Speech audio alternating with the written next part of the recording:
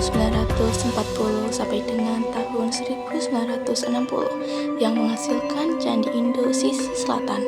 Dikatakan pula bahwa candi ini dibangun oleh putri dari dinasti Sayendra yang bergelar Sri Kahalunan, yang disamakan dengan Pramodawardhani yang menganut agama Buddha.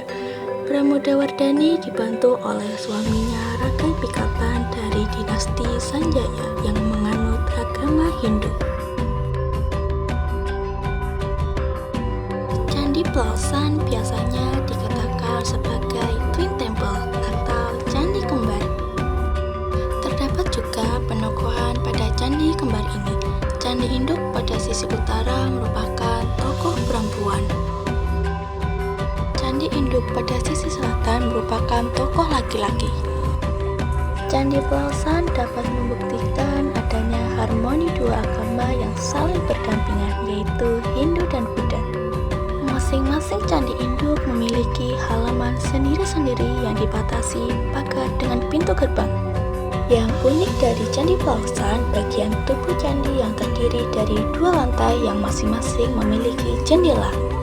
Candi induk ini dikelilingi 58 candi perwara dan 116 stupa perwara. Dua candi utama menghadap ke arah barat. Masing-masing pintu gerbang yang terdapat dua patung rapal. Kak, kami dari SMP 1 Prambanan. Kami di sini ingin mewawancari Bapak seputar Candi Plausan. Ya, terima kasih sebelumnya atas undangannya. Perkenalkan, nama saya Gunawan. Saya sebagai jubir dari Candi Plausan ini. Jadi Candi Plausan ini adalah candi kembar. Jadi candi kembar itu adalah terkenalnya ada dua candi ini, selatan sama utara. Kalau yang kecil-kecil sama candi perwara. Kenapa kok jadi kembar dua sama? Dulu ini pernikahan beda agama antara Hindu dan Buddha. Makanya candinya simbolnya sebenarnya ke Buddha. Semuanya candi ini Buddha ini. Tapi juga ada gambarnya coraknya Hindu begitu itu. Karena dulu pada abad 8 Masehi dulu ya ayahnya Sang Rakai Pikatan membuat candi ini, menyuruh anak buahnya yang bernama Sri Kahalunan dan teman-temannya untuk mendirikan candi ini hadiah sang pengantin berdua juga. Ini Sang Raja Rakai Pikatan dan Pramodawardhani Prambanan sama Mbok. Ya, akhirnya terjadilah match dari antara Hindu dan Buddha, semuanya jadi sama. Ini jadi kembar namanya. Yang kecil-kecil itu namanya Candi Perwara. Ini lokasinya sekitar 11 hektar. Jadi candinya nanti totalnya ada 226 candi. Ini namanya Candi Kembar. Di dalam ada 3 ruangan, tengah, kanan, kiri. Sama, sana juga sama. Ini ada di dua-duanya di dalam yang seperti patung-patung itu. Ada lagi?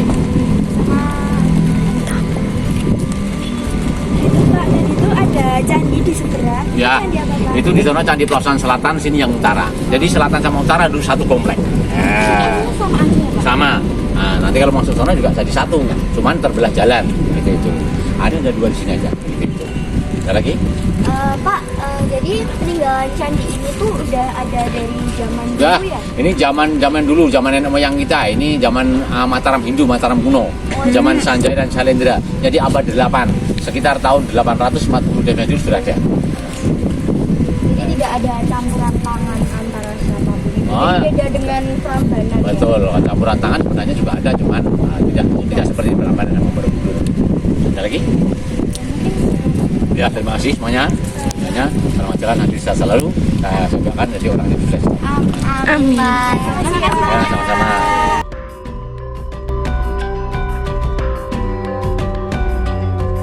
Selamat melestarikan cagar budaya. Mari kita juga bersama-sama kunjungi, lindungi, dan lestarikan.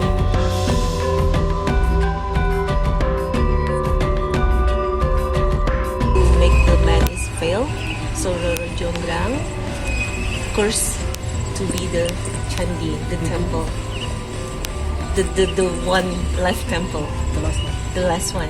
Jadi Candi Sewu itu ininya Roro Jonggrang ya? Iya. Ya, simbolnya. Ya, tapi letak dari patungnya Roro Jonggrang itu mah ditaruhnya di candi yang utama, di Candi Prambanan, bukan di Candi Sewu. Gitu.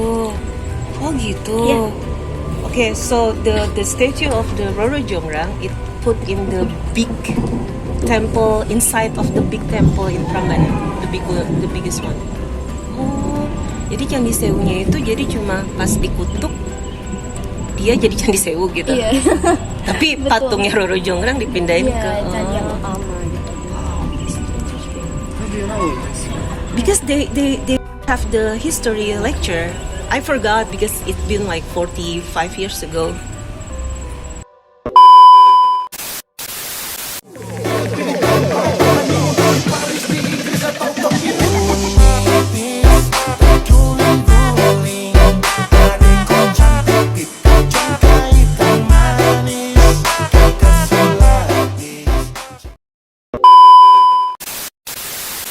Sekian